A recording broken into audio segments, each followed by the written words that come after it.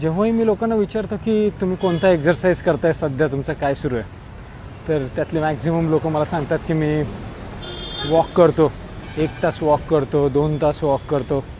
मात्र वॉकिंग हा एक्झरसाईज असू शकतो का, हा सगळ्यात महत्त्वाचा प्रश्न आहे. माझ्या दृष्टीने तर वॉकिंग एक नेसेसिटी आहे. म्हणजे आपल्याला पाय दिलेत तर आपण चाललं पाहिजे.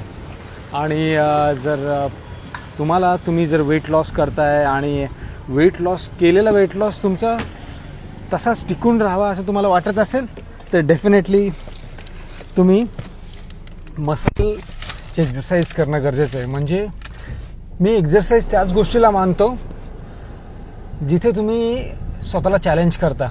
वॉक करण्यामध्ये तुम्ही स्वतःला काही चॅलेंज करता का, हा प्रश्न आहे. म्हणजे आपल्याला पाय दिलेले आहेत, आपण चालू शकतो, एकदम आरामात चालू शकतो, 1 तास 2 तास चालू शकतो. त्यामध्ये कोणत्याच प्रकारचं चॅलेंज मला वाटत नाही. त्यामुळे त्याला मी एक्झरसाईज म्हणत नाही. वॉक करणं गरजेचं आहे. आपण कमीत कमी 10,000 स्टेप्स वॉक केल्या पाहिजेत रोजच्या.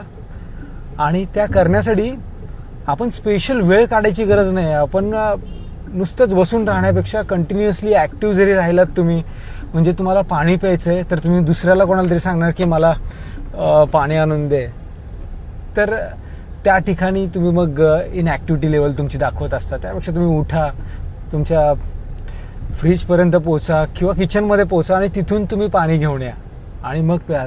तर ही स्वतःची कामं स्वतः करायला जरी लागलात तुम्ही, तरी तुमचा वॉक व्हायला लागतो, तुम्ही ॲक्टिव्ह राहता.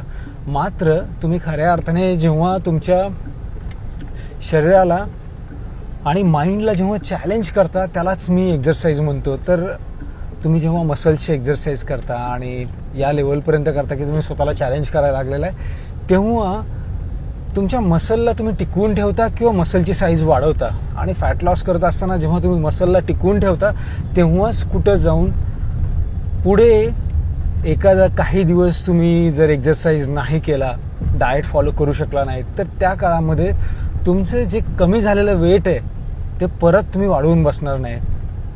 तर या सगळ्याचा एकच मला सार सांगायचं आहे की वॉकला तुम्ही एक्झरसाईज समजू नका. ती एक नेसेसिटी आहे. मात्र खऱ्या अर्थाने एक्झरसाईज तोच आहे ज्याच्यामध्ये तुम्ही स्वतःला चॅलेंज कराल.